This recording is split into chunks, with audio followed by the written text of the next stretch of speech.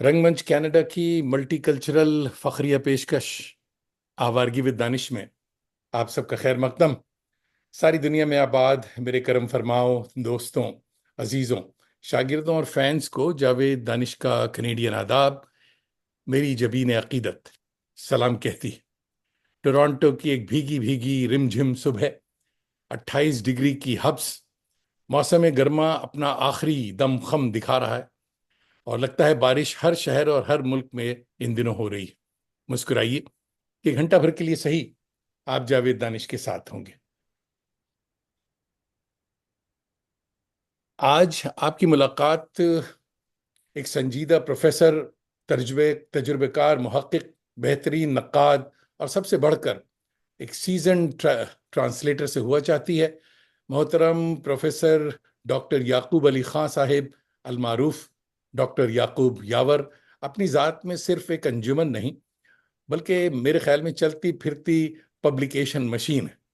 मौसूफ की 60 से ऊपर किताबें शाये हो चुकी हैं, जिसमें नावल, शेरी मजमूए, तनकीद और बेमिसाल और बाकमाल तराजिम शामिल हैं। हमारे फाजिल दोस्त और करम फरमा क़िबला अरशद अब्दुल हमीद भाई ने इंकिशाफ किया है कि मौसूफ एक बेहतरीन फोटोग्राफर भी हैं। आइए प्रोफेसर याकूब का इस्तकबाल शायर तरहदार अरशद अब्दुल हमीद के इस खूबसूरत शेर से किया जाता है।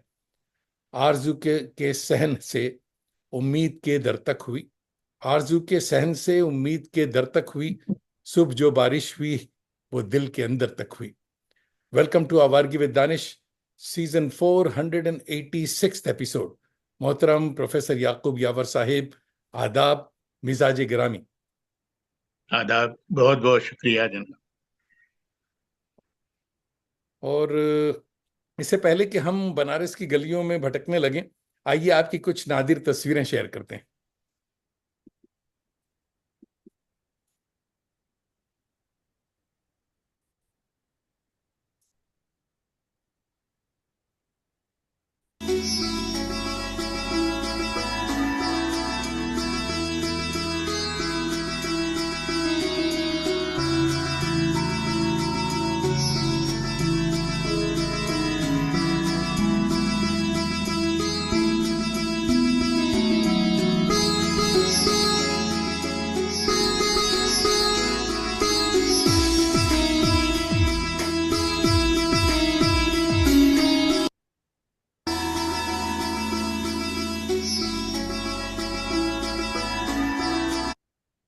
खुश आमदीद। ये तस्वीर कुछ पुरानी है, मेरे ख्याल में धुंधली सी है, मगर बताइए साहब, ये मासूम बच्चा इसकी उम्र क्या है, किस वक्त की तस्वीर है? ये 1970 के आसपास की, मुझे अभी तस्वीरें दिखाई नहीं दे रही हैं। हम्म। हाँ, लेकिन वो जो पुरानी तस्वीर है वो 1970 72 के आसपास की है। अच्छा, तस्वीरें तो चल रही हैं। मुझे नहीं दिखाई दे रही हैं। आपका रंगमंच कनाडा प्रेजेंट्स लगा हुआ है। जी मुझे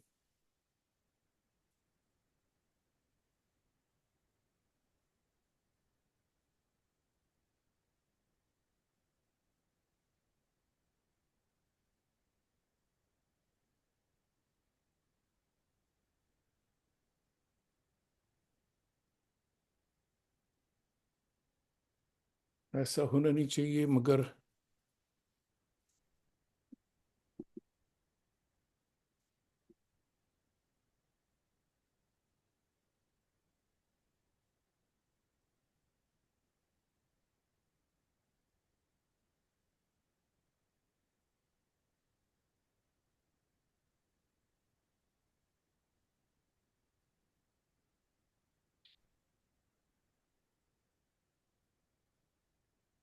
लीजिए साहब, इसे फिर से मैं शेयर करता हूँ।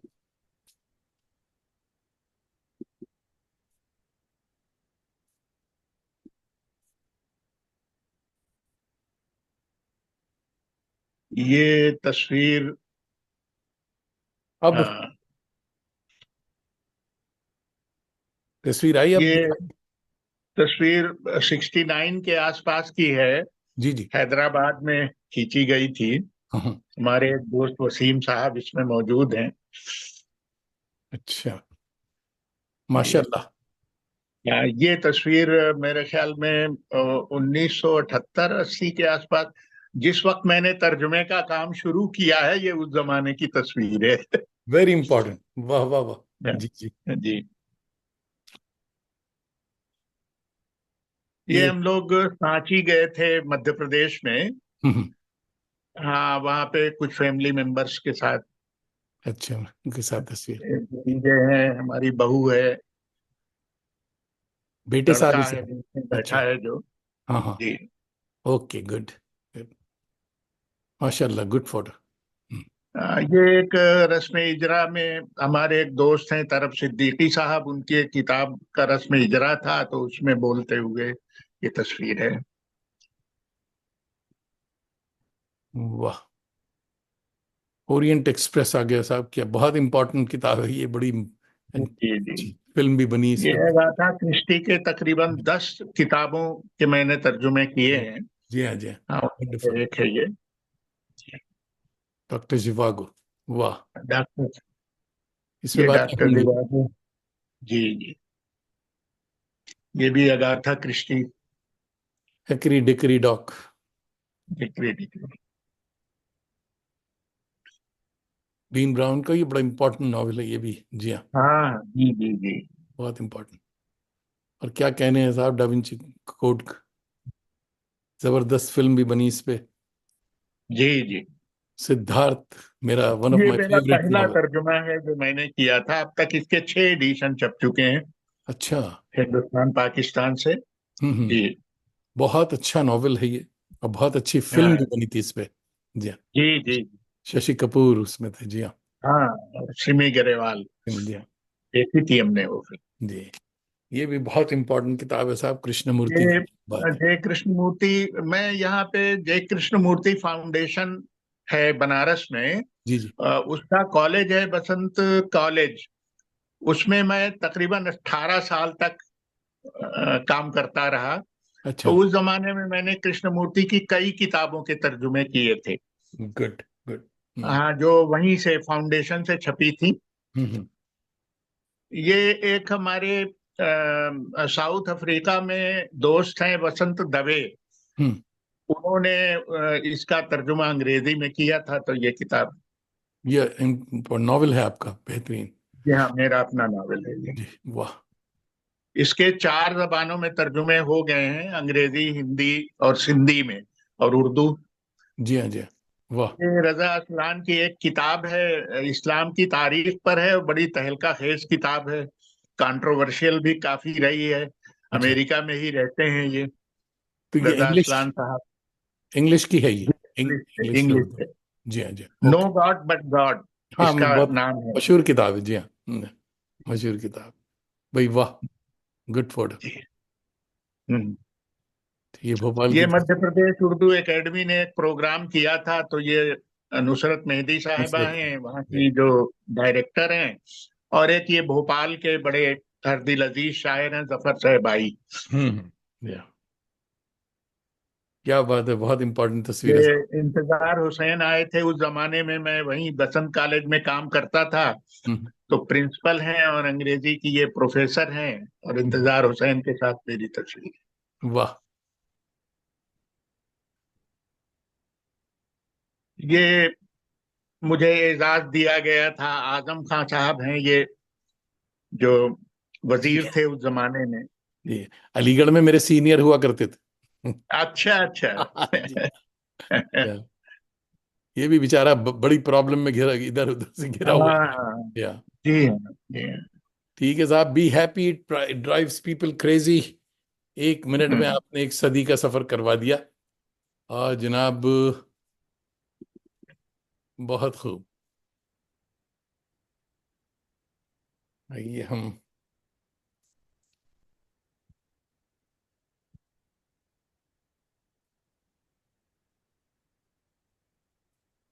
आज कुछ टेक्निकल प्रॉब्लम्स आ रही है। हम्म।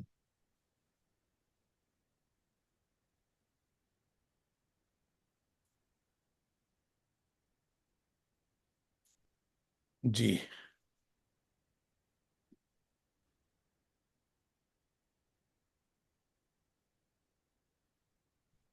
तो तमाम टेक्निकल प्रॉब्लम्स के बावजूद हम दोनों अब हाजिर हैं, और बेशुमार दोस्तों ने ऑलरेडी हाजिरी दे दी है। मोहम्मद फैज़ान भाई हमारे बड़े अच्छे दोस्त और करम फरमा हैं, और देखिए उनकी मोहब्बत के ये अभी कश्मीर से कमेंट कर रहे हैं। ये अपने किताबों का अंबार लिए कश्मीर पहुंचे हैं बुक फेयर में, और वहां हाँ से हाँ। कमेंट कर रहे हैं, सलाम कह रहे हैं आपको। कह रहे हैं हमें ये देखकर खुशी हुई कि प्रोफेसर याकूब यावर साहब तर्जुमे की रवायत को जिंदा किए हुए हैं। अंग्रेजी नावलों से तर्जुमे बड़ी अदबी खिदमत। बहुत बहुत शुक्रिया कि आपने हमें याद रखा कश्मीर से। कश्मीर जाकर लोग भूल जाते हैं लोगों को। जी। हमारे दोस्त और करम फरमा प्रोफेसर इखलाक आहन साहब, JNU, आपको सलाम और आदाब कह रहे हैं। और आदाब। इरफान पर्शियन, JNU, भी आपको आदाब और सलाम कह रहे हैं। हुजैल अहमद साहब सलाम कह रहे हैं आपको। और भाई मेरे जो हुजैल अहमद साहब बस्ती UP से देख रहे हैं, जी हाँ। हम्म, डॉक्टर लियाकत अली अ, अगनूर, नई दिल्ली, ये क्या जगह है? हम्म, नई दिल्ली से देख रहे हैं, वो सलाम कह रहे हैं। और हम्म, उमेर मंजर भाई देख रहे हैं। खनक जोशी हमारी बड़ी अच्छी प्रोमिनेंट हम्म, सूफी सिंगर हैं, और कह रही हैं आदाब everyone, what a great personality we are watching. Umer Manzar भाई लखनऊ से आपको सलाम कह रहे हैं। मुश्ताक सदफ भाई हमारे दोस्त हैं और अलीगढ़ यूनिवर्सिटी से देख रहे हैं, सलाम कह रहे हैं। बेहतरीन शख्सियत को देखकर खुशी हो रही। दोस्तों बहुत बहुत शुक्रिया, आप कमेंट करते रहें, कम करें कमेंट, ज़रा मुझे बात भी करने दें।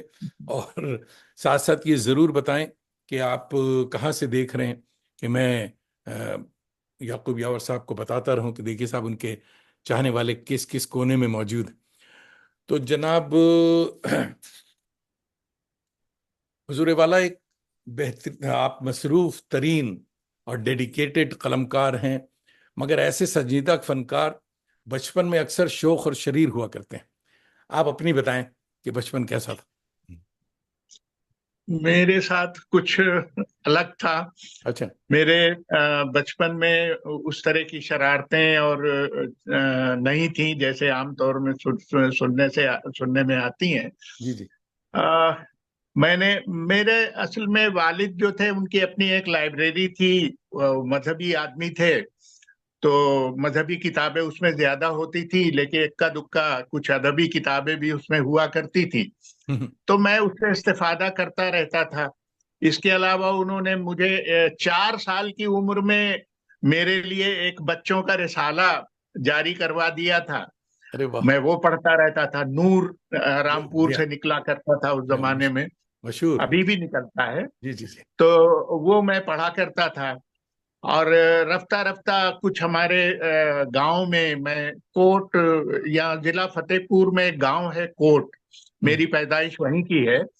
और मैंने अपना एक कमरा अलग बना लिया था जहां मेरी छोटी सी लाइब्रेरी हुआ करती थी, और ज्यादा वक्त मेरा वहीं गुजरता था। खेलता था बच्चों के साथ भी, लेकिन मेरा ज्यादा वक्त जो रहता था वो किताबों के मुताले में, उस जमाने से, बहुत बचपन से वाह। ये सिलसिला रहता था। उस जमाने में भी जब कभी मैं, यानी आप नाजरीन को शायद हैरत होगी सुन के कि मैंने अंग्रेजी की तालीम बाकायदा तौर पर नहीं हासिल की है। हम्म। मेरा सब्जेक्ट अंग्रेजी नहीं रहा है।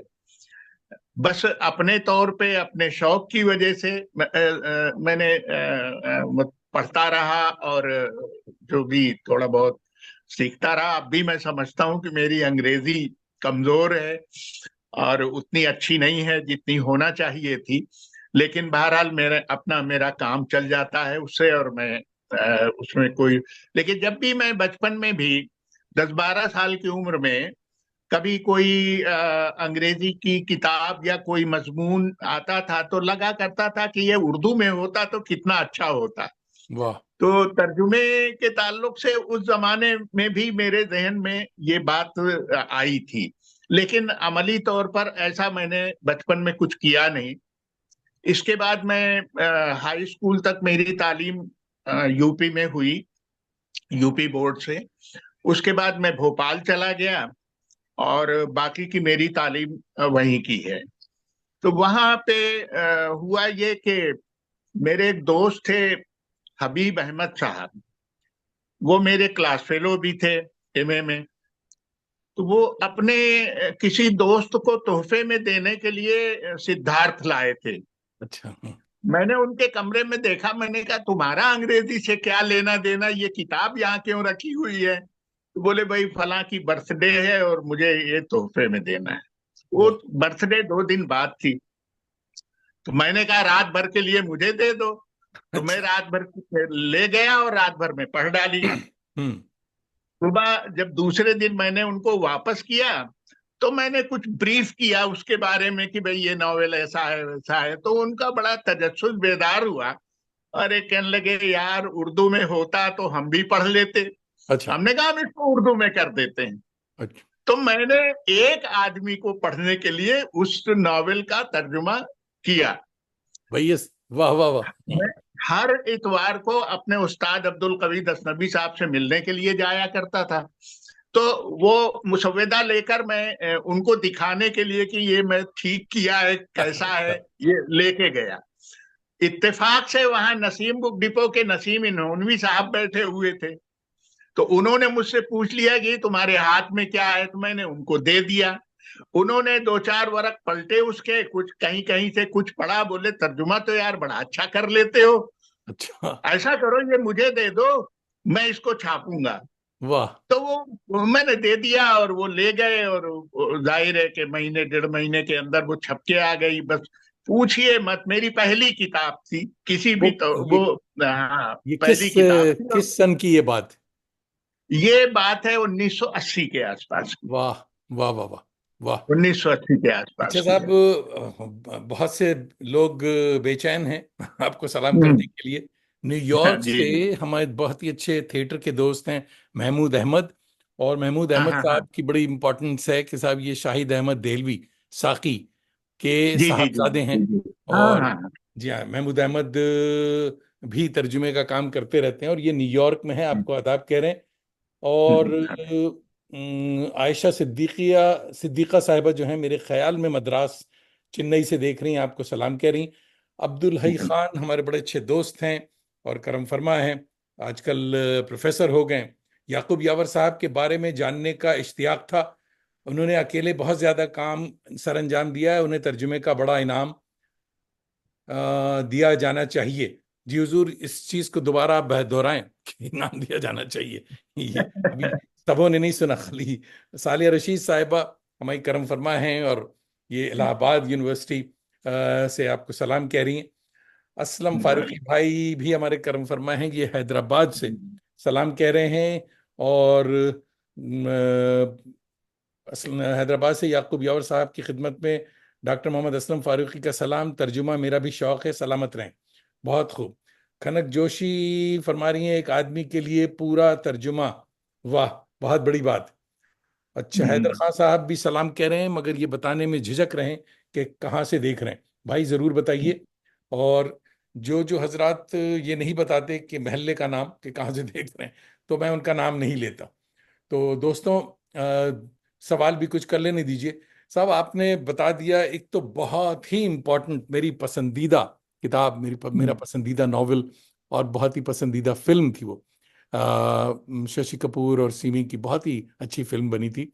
सिद्धार्थ, जिन दोस्तों ने नहीं देखी फिल्म और इंग्लिश में नहीं पढ़ी, खुदा के लिए वो याकूब यावर साहब की इस किताब को ज़रूर पढ़ें। और अम, साहब, मिर्ज़ा नौशा अपने सफ़र कलकत्ता के दौरान बनारस की दिल जमई से बड़ी तारीफें गाते रहते थे। सुबह बनारस का क्या आज भी वैसे ही है हाल है, या गंगा जमनी तहजीब की तरह किस्सा पारी ना हुई? सुबह बनारस का बताइए। हाँ, बनारस तो अभी भी है, और सुबह बनारस अभी भी मौजूद है, जैसे वाह। पहले कभी हुआ करती होगी। जी हाँ। लेकिन अब उसके कदरदां जैसे कम होते चले जा रहे हैं। असल में तुलुए आफताब का मंजर बड़ा खूबसूरत लगता है।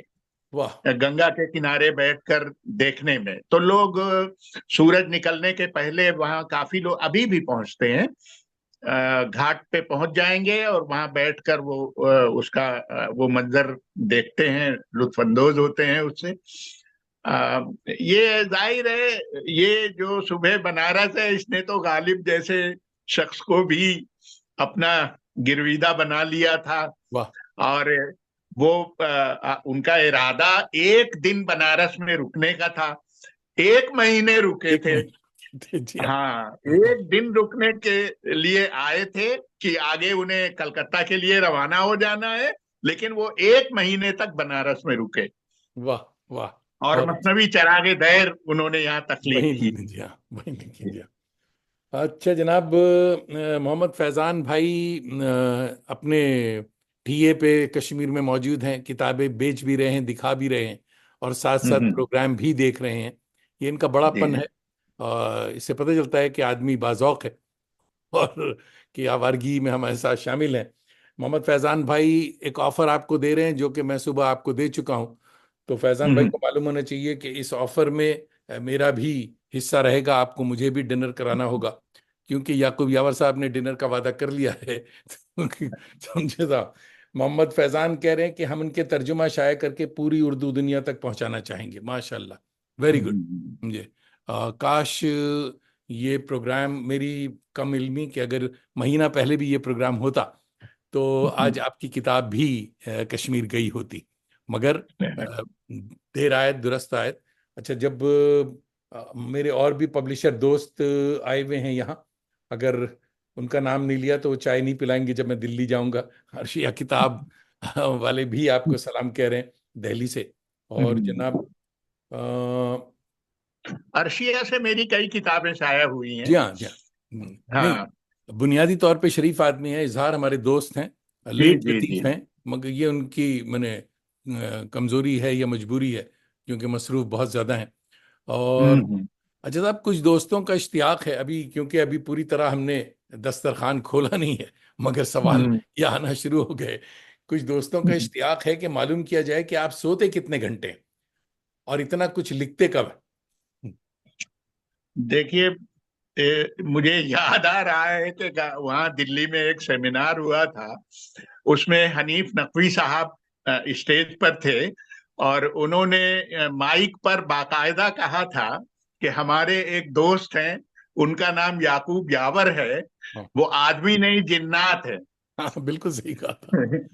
9 बजे सो जाते हैं और 3 बजे उठते हैं ओहो। और 3 बजे से लेकर 8 बजे तक काम करते हैं। ये वाह। जब मैं मुलाजिमत में था तब का मेरा शेड्यूल, ये शेड्यूल मेरा समझ लीजिए 1970-72 के बाद से हमेशा रहा है। 9 बजे सोना और 3 बजे उठ जाना, 3 से 3:30 के बीच में मैं उठ जाता था और अपना चाय वाय बनाई खुद अपने हाथ से और पीकर बस बैठ जाता था, तो काम में करता रहता था। तो मेरा ये 6 घंटे सोता था। वाह। अब मेरा जाहिर है उम्र बढ़ी है तो थोड़ा शेड्यूल बदला है मैंने।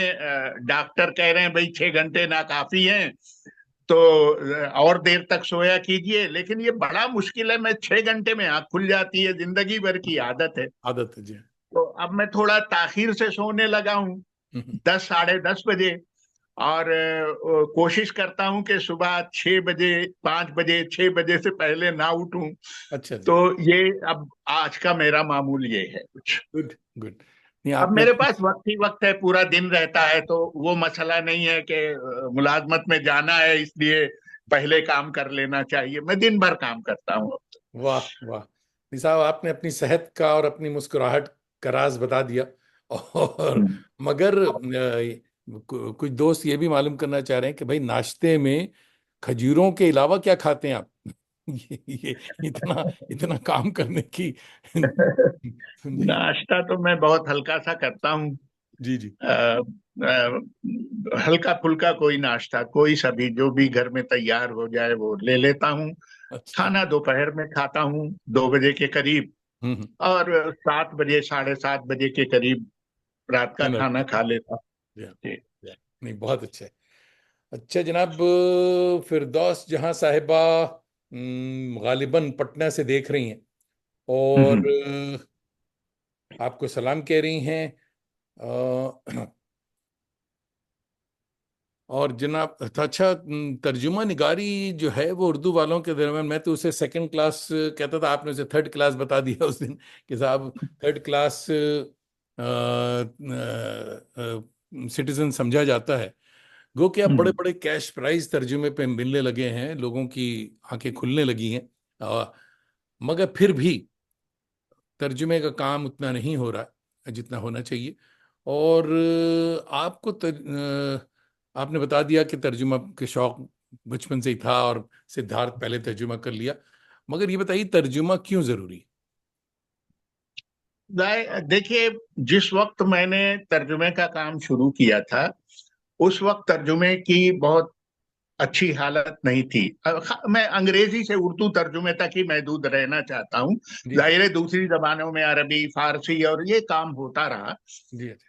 अंग्रेजी से तर्जुमा का जहां तक मामला है, वो मजहरुल्लाह कल्बी साहब हुआ करते थे। हम्म। वो पाबंदी से तर्जुमे करते थे, जो लखनऊ से, नसीम बुक डिपो लखनऊ से छपा करते थे। जी हाँ। मैं उन्हें पढ़ता भी था, शौक से पढ़ता था। इसके अलावा कोई नाम उस जमाने में तर्जुमे के नाम पे सुनाई नहीं देता था। मैंने उस जमाने में, जब लोग इसको, मैं बताऊं आपको, जब सिद्धार्थ छपी तो जितनी किताबें छपी होंगी, 500 छापी थी उन्होंने, उसमें 200 किताब तो जर्मन एम्बेसी ने खरीद ली थी। अच्छा। और उसके बाद शायद सबसे ज्यादा किताबें मैंने खुद खरीदी थी। हाँ जी हाँ। और तो मैं इकबाल मजीद साहब को किताब देने उनके घर गया था। तो उन्होंने किताब देखा और बोला, भाई बड़ा मुश्किल नावल इंतखाब किया है आपने, और इसको तो मैंने कई बार पढ़ा है, ठीक से अभी तक समझ में नहीं आया। अब मैं इसको पढ़ूंगा, लेकिन आप तर्जुमे के चक्कर में मत पड़िए, आप तख्लीककार आदमी हैं, ये बकवास चीज है, ये बिल्कुल छोड़ दीजिए आप। नहीं नहीं, ये बात उन्होंने, हाँ। ये ऐसा उन्होंने मुझे कहा। और उसी दिन मैं उनके छोटे भाई के घर गया, इजलाल मजीद साहब के यहाँ गया। ये दोनों का ताल्लुक लखनऊ से था, ये रेडियो में भोपाल में थे, जी हाँ। इकबाल मजीद साहब। तो मैं उनके पास गया तो वो कहने लगे कि मैंने जो दो चार वरक पढ़े इसके, तो कहने लगे कि भाई तुम तो तर्जुमे के लिए बने हो ऐसा लगता है, मैंने इतना अच्छा तर्जुमा इससे पहले पढ़ा नहीं। तो दो भाइयों ने दो तरह की बातें की मुझसे। लेकिन मैंने इकबाल मजीद साहब की बात नहीं मानी, इजलाल मजीद की बात मानी, और इस काम को बराबर जारी रखा। वाह वाह। डॉक्टर अब्दुल मोइज शम्स साहब अलीगढ़ से देख रहे हैं, आपको सलाम कह रहे हैं और कह रहे हैं माशाल्लाह उम्दा और मुफीद गुफ्तगू, मुबारकबाद। और फिरदौस जहां साहिबा रांची से देख रही थी, आपको आदाब कह रही। और जी। जनाब आपने माशाल्लाह कोई 50 के करीब या उससे ज़्यादा तराजिम किए हैं और खूब किए हैं साहब। मेरी दानिश में उर्दू के किसी प्रोफेसर ने इतने तर्जुमे शायद न किए होंगे। अब ये बताइए कि इसकी डिमांड जो है अब वो पब्लिशर की थी या है, या ये सिलसिला जो चल रहा है ये आपका अपना जुनून? ये मेरा ही जुनून समझ लीजिए, क्योंकि मैं पब्लिशर की डिमांड पे मैं कुछ करता नहीं। मैं तो अपनी मर्जी से, जो मेरा मुझे पसंद आती हैं किताबें, मैं उनका तर्जुमा करता हूँ। और कभी कभी भाई लोग कुछ मशवरा देते हैं कि ये तर्जुमा भी हो जाए। मैं पब्लिशर नहीं, दोस्त है बात। तो मैं उसको पढ़ता हूँ। पढ़ने के बाद अगर मुझे लगता है कि इसका तर्जुमा होना चाहिए, तो मैं उसे अपने लिस्ट में शामिल कर लेता हूँ। फिर जब वक्त मिलता है उस पर काम शुरू करता हूँ, और हो जाता है। तो मेरा, जब से तर्जुमे शुरू किए हैं मैंने अपना एक, शुरू में तो थोड़ा एनर्जी ज्यादा थी, तो मैं ये करता था कि कितना भी जखीम नावल हो, उसको 30 से तकसीम करता था। एक महीने में मुझे इस काम को खत्म कर देना है।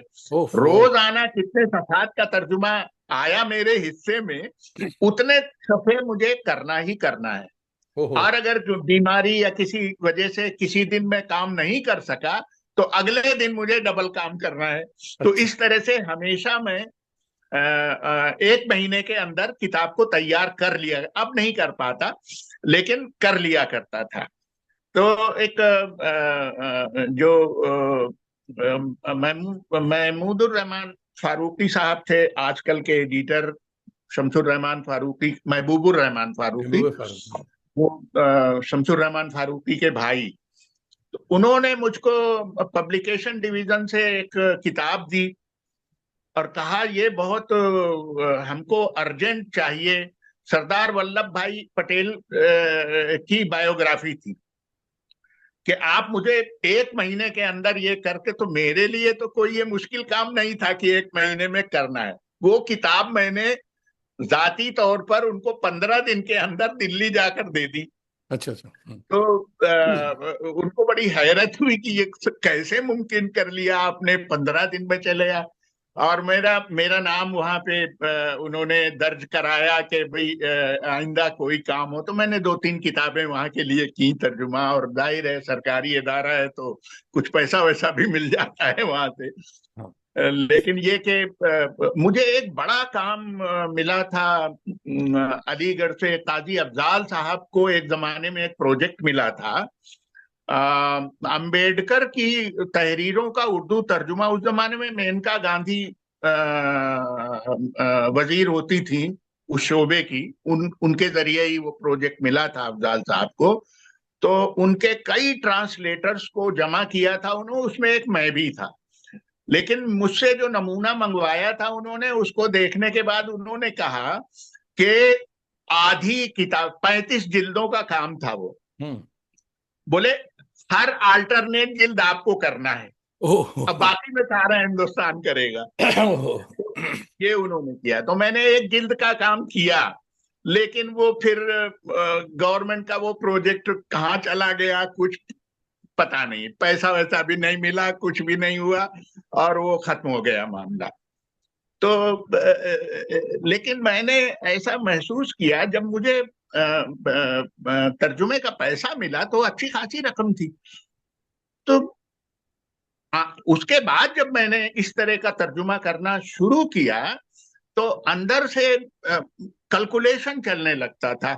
मैंने इतने सफ़े किए तो इतने पैसे हो गए, इतने सफ़े हो गए तो इतने पैसे हो गए। मैं इससे बहुत बोर हो गया और मैंने तौबा की कि मैं अब नहीं करूंगा, पैसे वाला काम नहीं करूंगा, अपने शौक वाला करूंगा। मैंने छोड़ दिया, हाँ नहीं, नहीं शौक करता वाला मैं। ज्यादा बेहतर है। जी हाँ जी हाँ। अच्छा साहब, हमारी नामक पब्लिकेशंस की बात अभी मैंने आपको बताई। ये लोग बड़े डेडिकेटेड और प्रॉमिसिंग यंग प्रोफेशनल्स हैं। और देखिए, इनका शौक और ज़ौक़ के कश्मीर में प्रोग्राम भी चल रहा है और ये वक्त निकाल कर हमारा प्रोग्राम भी देख रहे हैं। मुझे बड़ी खुशी हुई जी कि कुछ लोग हैं जो कि आवारगी को, मेरी आवारगी में शामिल हैं। ये नमक की डायरेक्टर मोहतरमा, मैं नाम भूल रहा हूँ, हाँ, मोहतरमा अंजुम साहिबा भी देख रही हैं प्रोग्राम और जी जी। वो आदाब कह रही हैं। और इंडोनेशिया से हमारे बड़े अच्छे दोस्त, हमारे हमारे ट्रांसलेटर, उन्होंने हमारा ड्रामा ट्रांसलेट किया हुआ है इंडोनेशिया भाषा में। वो अनजर हाशमी इंडोनेशिया से देख रहे हैं, आपको आदाब कह रहे हैं। और रक्षंदा रूही मेहंदी साहिबा दिल्ली से देख रही हैं, आपको आदाब कह रही हैं। जी और जी। जनाब शकील अफरोज हमारे बड़े अच्छे जर्नलिस्ट दोस्त हैं। इनका भी मामला ये है कि इस वक्त ये ड्यूटी पर हैं, रात के 9 बजे ये अखबार में काम करते हैं, मशरिक कोलकाता। जी जी। तो चाय के बहाने उठ करके बाहर आते हैं और ये प्रोग्राम देख लेते हैं। तो ये भी देख रहे हैं कोलकाता से। और अब्दुल सत्तार साहब हमारे दोस्त हैं, आ, ये देख रहे हैं मेरे ख्याल में मियाँ चुन्नू जगह है एक जी पाकिस्तान जी। में, जी वहां से देख रहे हैं हम्म और आपको आदाब कह रहे हैं। तारिक सैयद मेरे गालिबन अलीगढ़ से देख रहे हैं और इन्होंने बताया हम्म नहीं कि कहाँ से देख रहे हैं, दोस्त हैं हमारे। तो पब्लिशर हम्म। का जिक्र अब्दुल समी साहब देख रहे हैं। याकूब यावर साहब ने जितने तर्जुमे किए वो कोई लोग बल्कि अदारा भी नहीं कर पाते। अल्लाह उन्हें यूं ही सरगर्म अमल रखे और सेहत और सलामती के साथ रखे। अब्दुल समी भाई, ये बताइए कि ये दुआ कहाँ से दी जा रही है? ये बनारस हिंदू यूनिवर्सिटी बनारस। में है। अच्छा, अब्दुल जी समी साहब बनारस यूनिवर्सिटी में, जी माशाल्लाह। जी। जी। नहीं, बनारस हिंदू यूनिवर्सिटी आना है मुझे, ड्यू है। कुछ लोग, हम्म। कुछ प्रोफेसर नाराज भी हैं मुझसे कि मैं नहीं आया अभी तक, तो मैं आऊँगा इंशाल्लाह ज़रूर। और पब्लिशर का जिक्र निकल आया साहब, तो ये बताएं कि ये सारे तराजम आपने बता दिया कि ये फिर से मैं सवाल ये कर रहा हूँ कि ये सारे हम्म। तराजम कार खैर या नफली नमाज के खाते में जाते हैं, या रॉयल्टी का सिलसिला भी वजूद में आया, यानी गवर्नमेंट नहीं वाला नहीं, नहीं, जो पब्लिशर मुझे छाप तो ये सब कार खैर ही समझिए। रहे। शौक और जुनून है बस, पैसे वैसे का कोई मसला इसमें है नहीं। हम्म। कहीं से ना तो मिला, ना मैंने तलब किया। नहीं साहब, तो हमारे एक बुजुर्ग दोस्त कहते थे कि इतना कार खैर मत करो, ये आप इतना इतनी दुआएं कहाँ रखेंगे, फ्रिज में जगह नहीं रहेगी। समझे साहब? जी। तो पैसा जरूर, रॉयल्टी जरूर लिया करें, और कुछ दूसरे कार खैर कामों में लगा दिया करें। मगर पब्लिशर्स से हम तमाम राइटर्स को वो रॉयल्टीज मिलनी चाहिए, जरूर मिलनी चाहिए। जी। प्रिंटर्स को छोड़िए, ऐसे नादिर और बाकमाल तराजम जो किए हैं आपने, उर्दू एकेडमी ने इसे क्यों नहीं शाया किया? ये प्रोजेक्ट्स तो उर्दू एकेडमी इसका है। एकेडमीज को चाहिए कि साहब प्रोजेक्ट्स बना करके दें, और आपको इसकी बाकायदा वो भी मिलनी चाहिए कि जितना काम किया। तो एकेडमीज ने कभी नहीं किया।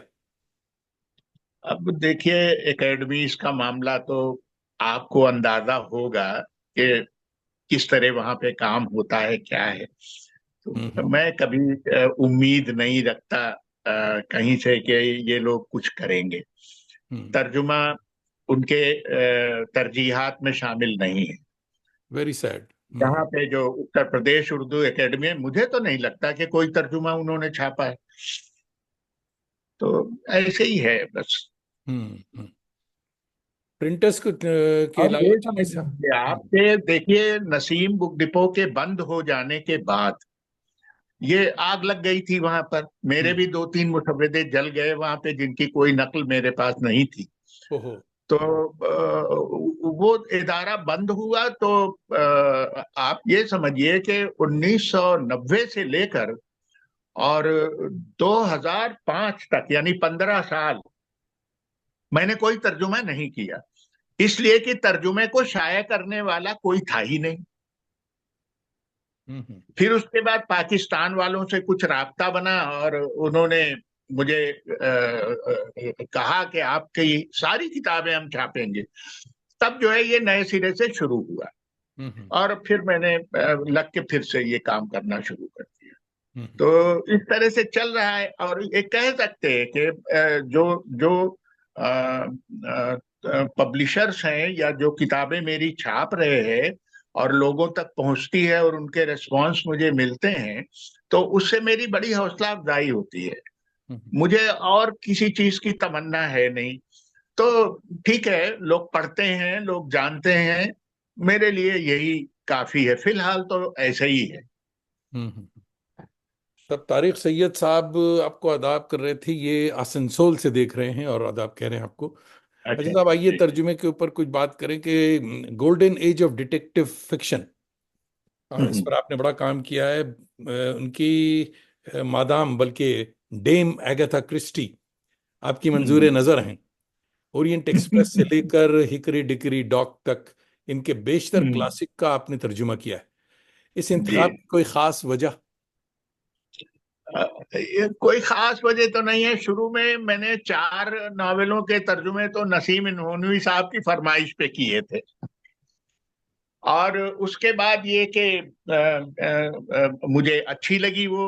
और जासूसी नावलों से मुझे दिलचस्पी है। इब्ने सफी को तो पूरा पढ़ गया हूँगा मैं, हम्म। जिस जमाने में ये सब आते थे, रिसाला आता था, जासूसी दुनिया, मैं बड़े शौक से पढ़ता था। और मेरे पसंदीदा मुसन्निफिन में इब्ने सफी थे। हम्म। तो ये था। और अगाथा क्रिस्टी को पढ़ा तो मुझे अच्छा लगा उनका करने का अंदाज। तो मैंने जो है ज्यादातर ना उनके तो एक लेडी जासूस की सीरीज है, मिस मार्था। हम्म। और एक है हरकुल पायरो। तो मैंने शायद एक दो नॉवेल ही मार्था के किए हैं, बाकी 8 नॉवेल मैंने हरकुल पायरो के किए हैं, हम्म, क्योंकि मुझे वो ज्यादा अपीलिंग। अच्छा लगा। अच्छा अच्छा। हाँ, तो कुल मिला के 10 किताबों के तर्जुमे में मैंने किए हैं, और फिलहाल अब अगाथा क्रिस्टी का चैप्टर बंद किया हुआ है अच्छा अच्छा। कि ये बहुत हो गया। मगर क्या हमारे जासूसी नॉवेल निगार, अभी इब्न सफ़ी की आप बात कर रहे हैं, हमारे भी पसंदीदा राइटर रहे हैं वो, और उनके दोस्त अहमद सफ़ी हमारे बड़े अच्छे दोस्तों में हैं, उनका इंटरव्यू कर चुका हूं मैं। तो हमारे जो जासूसी नॉवेल निगार हैं इब्न सफ़ी की तरह, क्या ये क्रिस्टी वगैरह के हम पल्ला लगते हैं?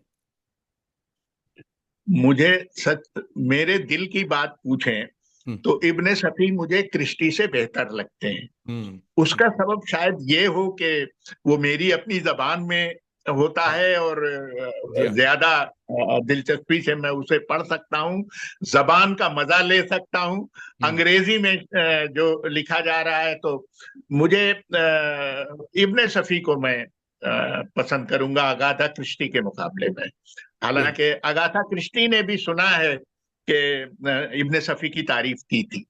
अच्छा। वो हिंदुस्तान आई थी, हाँ, वाह हिंदुस्तान आई थी, और उनके सामने जब इसका जिक्र आया तो उन्होंने तारीफ की थी।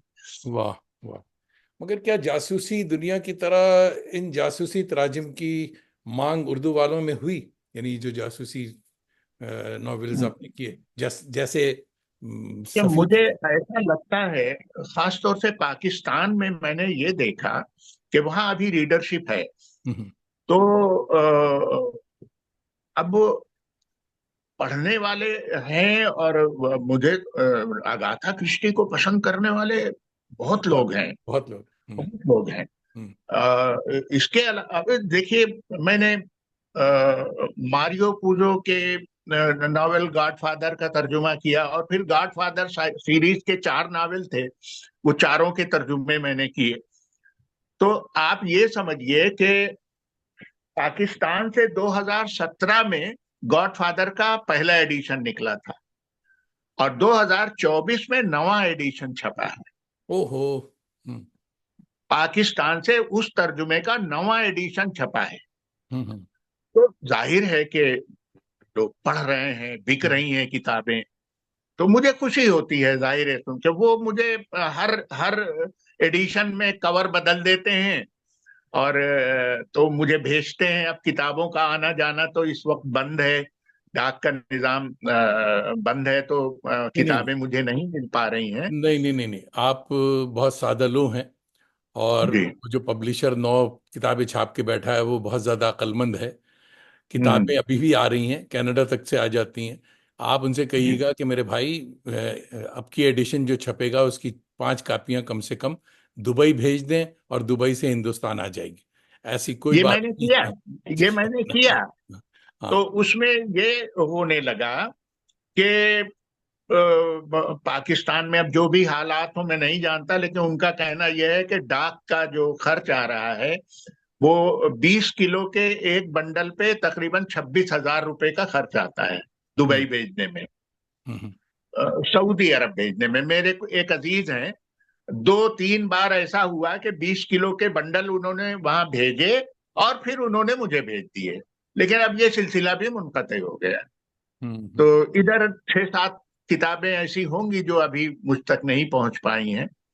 तो मैंने उनसे ये बात की है कि आप 30 कापियों में से एक कापी तो आप रिजर्व में रख लीजिए, जब हालात बेहतर होंगे वो आप मुझे भेजेंगे। हम्म, 29 कापियों का पैसा आप मुझे भेज दीजिए। बिल्कुल सही। तो उन्होंने मान लिया। अच्छा अच्छा। तब ठीक हाँ, है। बोले ये मेरे लिए आसान है। तब ठीक है ये, जी हाँ जी हाँ। हाँ। उड़ीसा से हमारे एक बहुत अच्छे दोस्त हैं, करम वर्मा, मोहम्मद उसामा, वो आपको दुआएं दे रहे हैं कि अल्लाह सलामत रखे आपके जौक और शौक को। मगर ये भी कह रहे हैं कि फ्री में किताबें मत दिया कीजिए। जी साहब। जी। हम्म। अंजर हाशमी इंडोनेशिया से कह रहे हैं कि सर उसकी पीडीएफ आप जरूर मंगवा लिया करें।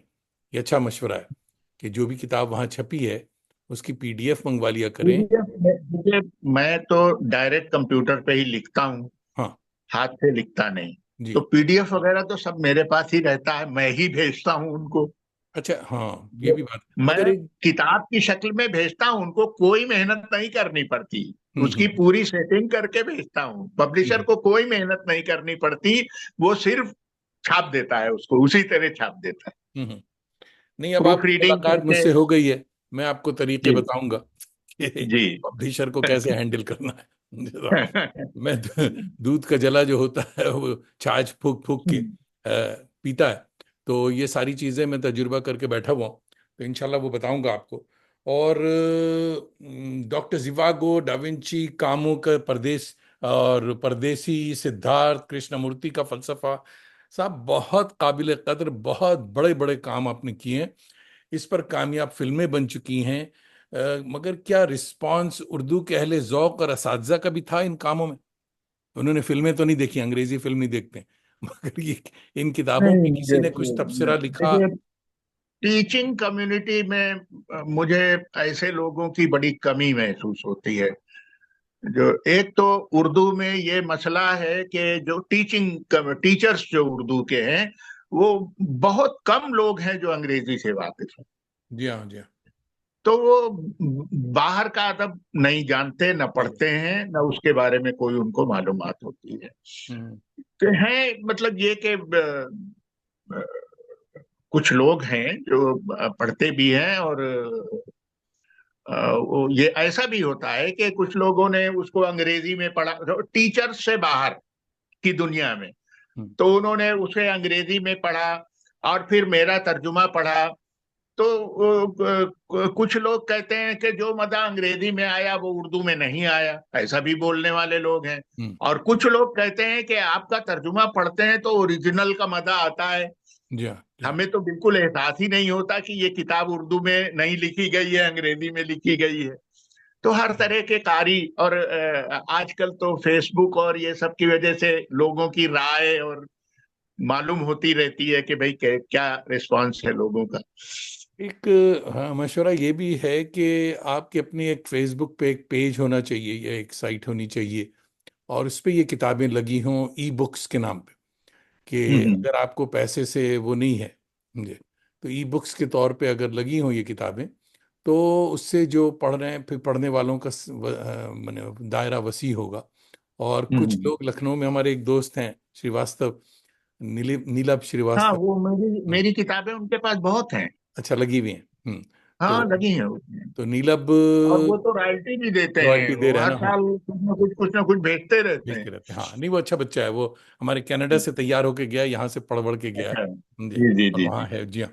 तो वो काफी, और हम्म,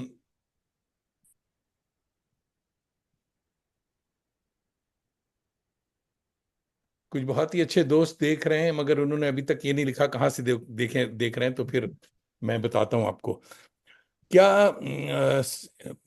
साजा का तो हाल आपने बता दिया, जो कि मुझे मालूम था।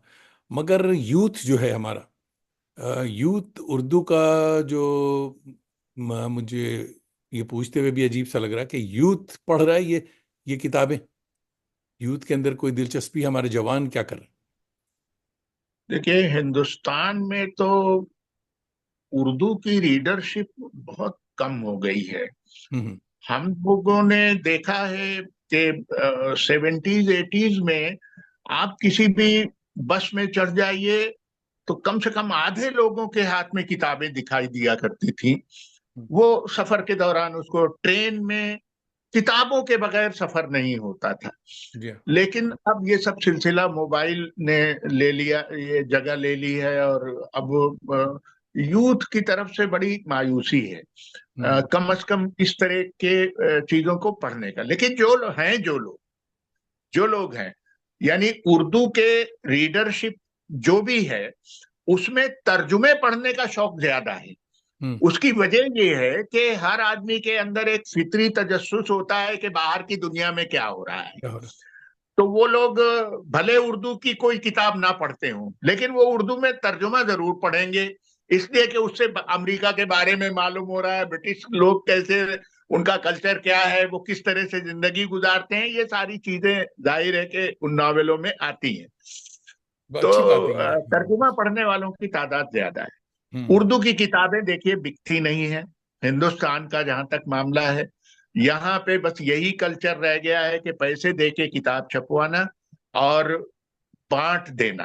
फ्री में बात। मैंने जो देखा है मेरे आसपास और जहां तक उर्दू का, मैं पिछले मेरा जो 35 साल का तजुर्बा रहा टीचिंग का, उसमें मैंने ये देखा कि जिस वक्त मैंने ज्वाइन किया था टीचिंग, उस वक्त मैं बीए में मेरा ख्याल है कि बीए पार्ट 1 में 2 स्टूडेंट थे, और बीए पार्ट 2 में ऐसे 3 स्टूडेंट थे, और बीए फाइनल में 6 स्टूडेंट थे। ये स्ट्रेंथ थी उस कॉलेज की जहां मैंने ज्वाइन किया था। लेकिन उसके बाद मैं गया तो मैंने कुछ मेहनत की, और फिर ये हमारे यहाँ उस कॉलेज का 15 सीट का कोटा था, 15 से ज्यादा एडमिशन नहीं हो सकते थे। उसके बाद मैंने देखा कि जितनी सीटें होती थी उससे 3 गुना 4 गुना ज्यादा एप्लीकेशंस आने लगी, हम्म और हमको उसमें से इंतखाब करना पड़ता था कि किसका एडमिशन लेना चाहिए और किसका एडमिशन नहीं लेना चाहिए। हम्म ये होने लगा। तो और फिर उसके बाद मैं यूनिवर्सिटी में गया, तो वहां पे भी अच्छी खासी तादाद। फिर हमारी यूनिवर्सिटी ने एक सिलसिला ये शुरू किया कि सर्टिफिकेट कोर्स शुरू कर दिए उर्दू के। तो हमने देखा कि गैर मुस्लिम हो, मुसलमान हो, वो साइंस का तालिब इल्म हो, कॉमर्स का हो, वो उर्दू सर्टिफिकेट कोर्स में एडमिशन ले रहा है और पढ़ रहे हैं। लोगों के अंदर शौक बहुत है, लेकिन इस तरह की बन नहीं पाता है कि वो कब सीखें कब पढ़ें। हम्म तो आपको हैरत होगी कि बनारस हिंदू यूनिवर्सिटी में सर्टिफिकेट कोर्स में 200-250 स्टूडेंट होते हैं जो उर्दू पढ़ना चाहते हैं। हम्म। साहब, मेहर आलम खान हमारे दोस्त हैं, अलीक दोस्त हैं, ये लंदन से देख रहे हैं, आपको आदाब कह रहे हैं। और कौसर मजरी भाई हमारे करम फरमा दोस्त हैं, प्रोफेसर जामा मिलिया के, जो भी आपको आदाब कह रहे हैं। और कह रहे हैं अहम और हमारे नुमाइंदा तहरीककार हैं याकूब यावर साहब। और जनाब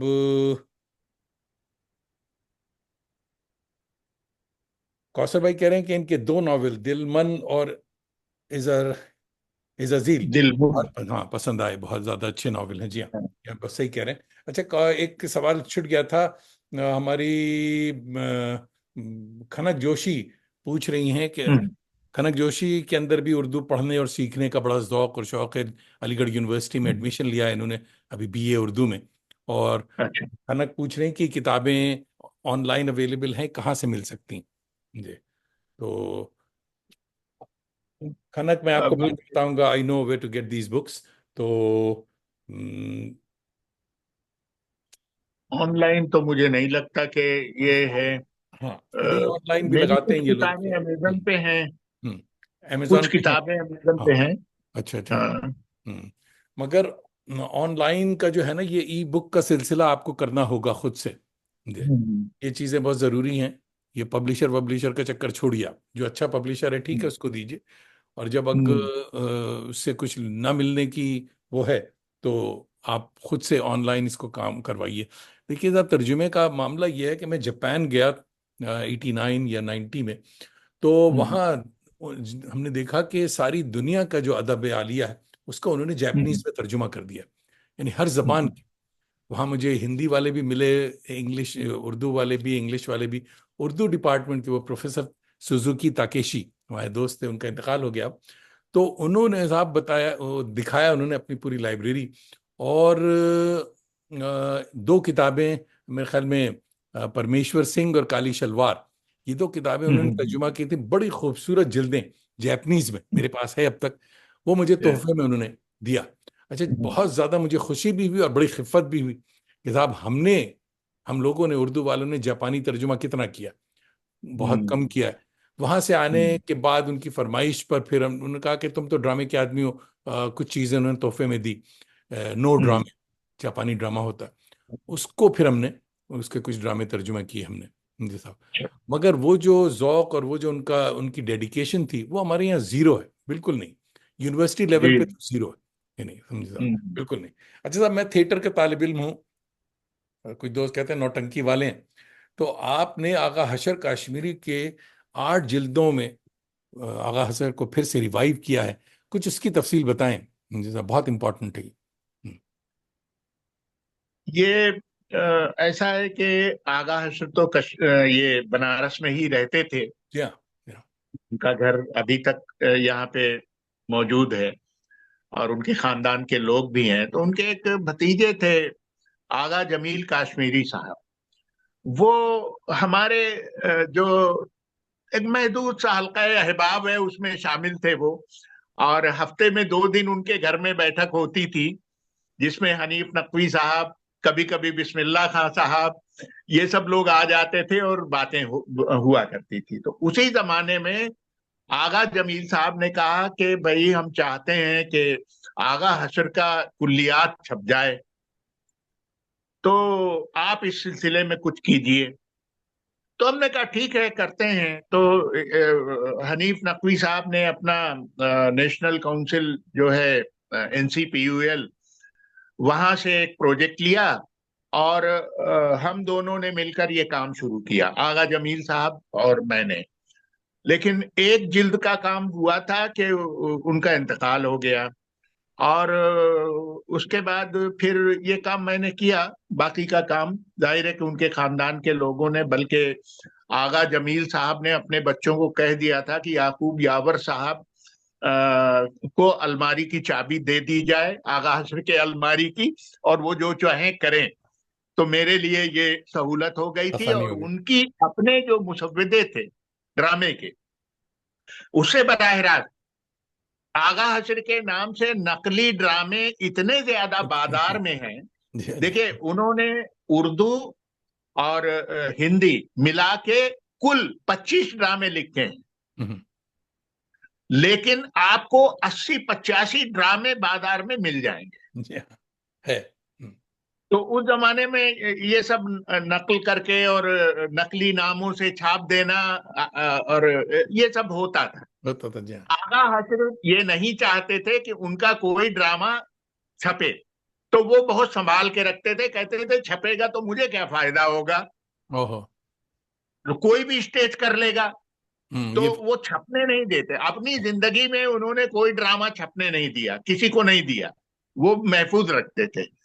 अब ये पहली बार आगा हशर की अलमारी से निकल के ये कुल्लियात की शक्ल में बाजार में आएंगे। बड़ा काम साहब, तो बहुत। जाहिर है कि सरकारी इदारे ने ये काम करवाया था, तो जो भी उनका मुआवजा होता है वो भी दिया उन्होंने। और अब जाहिर है बाजार में है। बड़े दिलचस्प वाकयात हैं।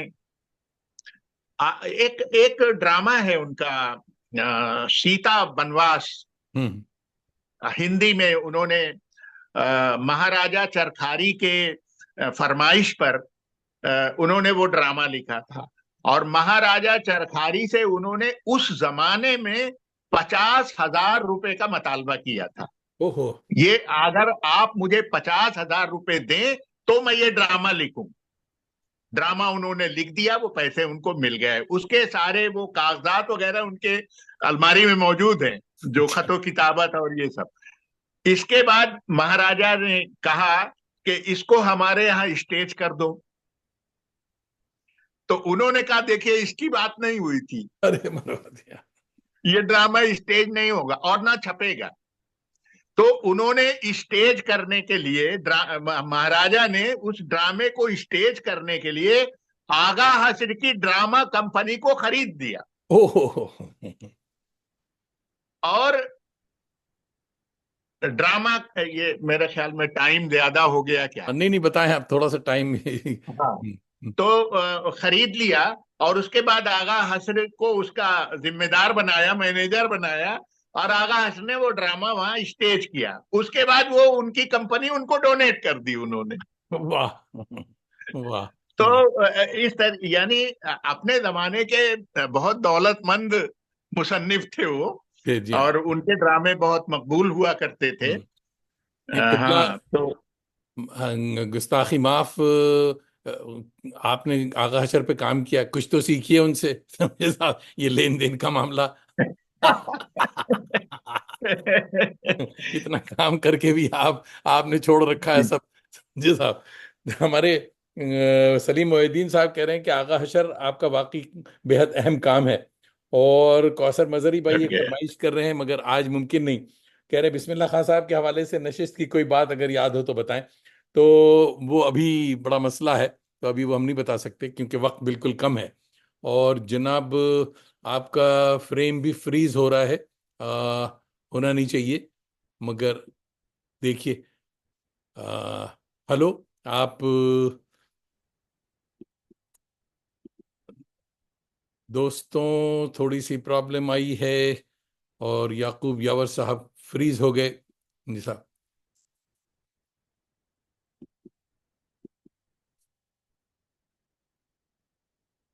जी आवाज आ रही है मेरी आपको?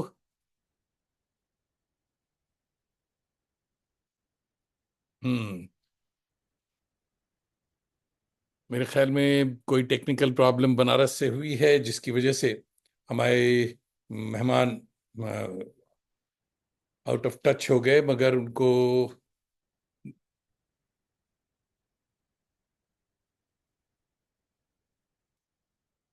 जब तक वैसे हमारा वक्त भी हो चला है, मगर कुछ देर हम अभी रहते हैं, देखते हैं कि शायद याकूब यावर साहब फिर से ज्वाइन कर लें। अच्छा देखिए साहब फिर से आ गए।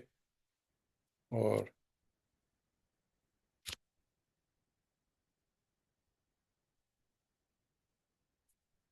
जी, शुक्र है साहब फिर से ज्वाइन कर लें। हाँ, ज्वाइन कर लिया है। जी जी, शुक्रिया। नहीं साहब, मैं ऐसे उल्टे सीधे सवाल नहीं करूंगा। नहीं, पता नहीं क्यों ये क्या हुआ है, क्या नहीं क्या मेरे हो समझ गया? में आया। फिर नहीं, से लॉग इन किया मैंने। होता है, होता है इस तरह से। और दोस्तों से भी कहूंगा कि साहब ऐसे कुछ सीधे सीधे सवाल कीजिए वरना हम टेक्निकल प्रॉब्लम आ जाती है। तो तवाज़ात नॉवेल पे कुछ थोड़ी सी बात हो जाए, वक्त बड़ा कम है। हमारे कौसर मजरी भाई भी बहुत तारीफ कर रहे थे। दिलबन जो है, ये इसके बारे में थोड़ा सा बताइए। ये इंग्लिश उर्दू दोनों में आ चुका है या? ये असल में सिंध की कदीम तहजीब के पस मंजर में ये नॉवेल है। हाँ, इम्पोर्टेंट है बहुत। और ये उर्दू में पहला नॉवेल है। वाह। उर्दू जबान में इससे पहले कोई नॉवेल इस मौजू पर नहीं लिखा गया था। पाकिस्तान में भी नहीं?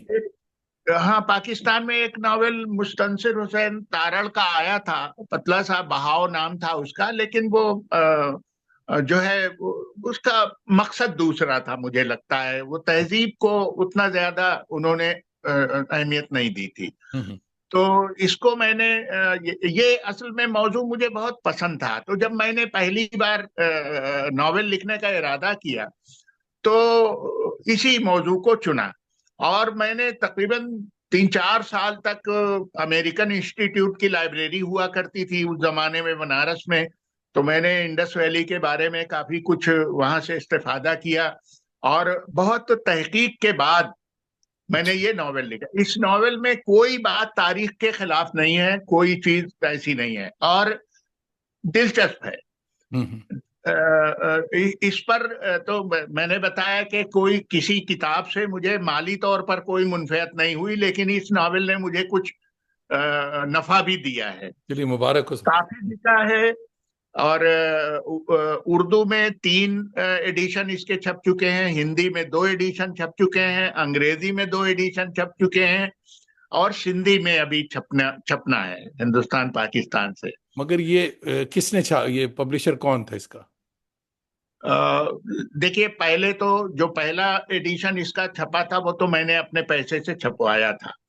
उसके बाद ये दूसरा एडिशन इसका जो है वहां से छपा था, अर्शिया से। हम्म, अर्शिया से छपा, अर्शिया से 2 एडिशन छपे उसके।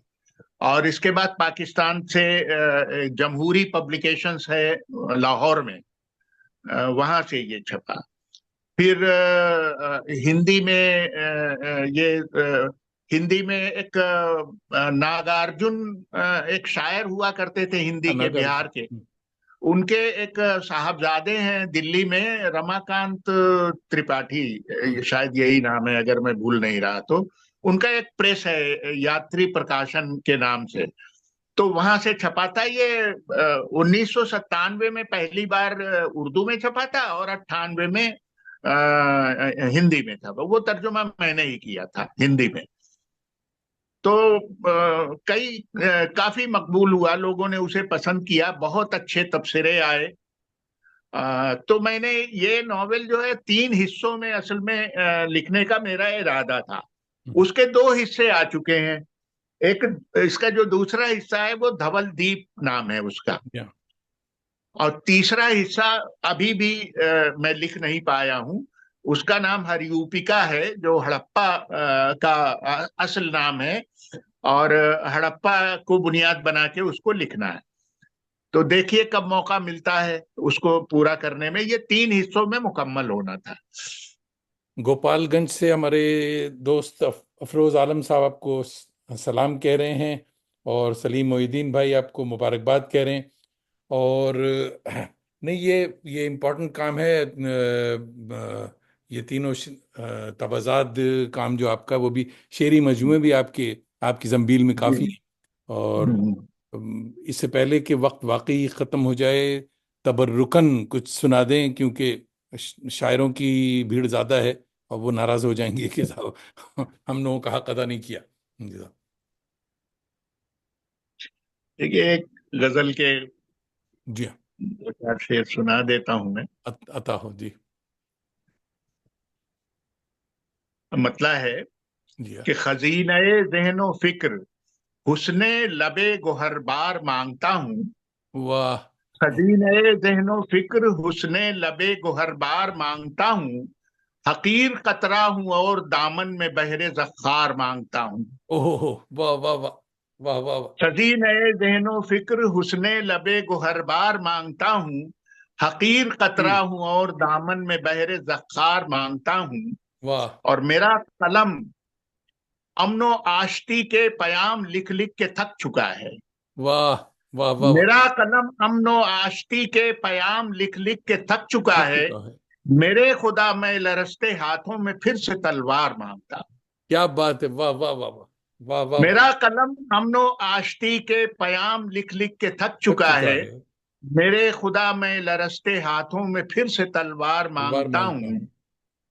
और मैं अपने जैसे ही पारसाओं की भीड़ में खो गया हूं यारब। वाह, मैं अपने जैसे ही पारसाओं की भीड़ भीड़ में में खो खो गया हूँ गया यार हूं अब। यारब। जो मेरे बातिन का सच बता जाए वो गुनहगार मांगता हूं। क्या बात है, वाह वाह वाह वाह, बहुत अच्छा मैं अच्छा। अपने जैसे ही पारसाओं की भीड़ में खो खो गया गया हूं हूँ। यारब। जो मेरे बातिन का सच बता जाए वो गुनहगार मांगता हूं। वाह और अब वाह। तो यावर ये हाल है, दिल की बस्तियां भी उजड़ चुकी हैं। वाह, और अब अब तो तो यावर ये हाल हाल है। है, दिल की बस्तियां भी उजड़ चुकी हैं। हैं। ये सिर्फ हुस्ने तलब है मेरा कि चश्मे खूंबार मांगता हूँ। वाह वाह वाह वाह वाह। हसीने दिनो फिक्र हुस्ने लबे गुहरबार मांगता हूँ। हकीर कतरा हूँ और दामन में बहर ज़ख़्ख़ार मांगता हूँ। क्या बात है, क्या कहने साहब, वाह वाह वाह, बहुत अच्छे। और जनता भी दिल खोल कर वाह वाह कर रही है। हमारे क्या सारे दोस्त ने पसंद किया है, बहुत अच्छा। जी। किबला, आज की स्ट्रेस और एंजाइटी वाली जिंदगी में सुकून के लिए आप क्या करते हैं? पुरसुकून हैं आप? वो बनारस की घाट पे बैठने के अलावा क्या करते हैं, ये बताइए। देखिए ये उस मैं पुरसुकून नहीं रहता। और सच पूछिए तो मेरे लिखने पढ़ने का जो काम है वो सुकून की तलाश की एक कोशिश है। वाह कि वाह मैं वाह जब जब लिखने पढ़ने लगता हूँ तब मैं दुनिया को भूल जाता हूँ। तो वाह। दुनिया को भूल के ये काम करता हूँ, और लोगों को लगता है मैं बहुत काम करता हूँ, बहुत काम करता हूँ, वो जाने। हम्म, लेकिन मेरा तो ये है कि मैं जब डूबता हूँ इसमें तो मुझे बड़ा लुत्फ आता है और मैं सुकून। आसपास के माहौल से बेखबर हो जाता हूँ। वाह, बहुत अच्छे। सक्सेस यानी कामयाबी जो है, आज की रैट रेस भाग दौड़ जो है, आपके नजदीक सक्सेस क्या है? खुद को कामयाब तस्वुर करते हैं आप? देखिए कामयाबी वो है कि आपकी जो ख्वाहिश हो आप वो कर सकें। वाह, बिल्कुल। तो उसी जाविये से मैं कामयाबी को देखता हूं, और मैं अपने आप को खुशनसीब समझता हूं कि मैं अपने आप को कामयाब समझता हूं, इसलिए कि मैं वो काम करने का वो मौका मिला मुझको कि जो मुझे मेरे दिल को इत्मीनान देता है, और मैं खुश होता हूं जिस काम को कर। बहुत अच्छा जवाब है ये।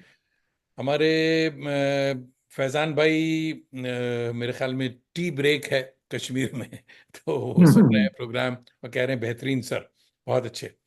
तो जनाब, जिंदगी से कोई गिला, एनी रिग्रेट्स? अब देखिए, ऊंच नीच तो जिंदगी में सबके रहती है, मेरी भी जिंदगी में रही होंगी।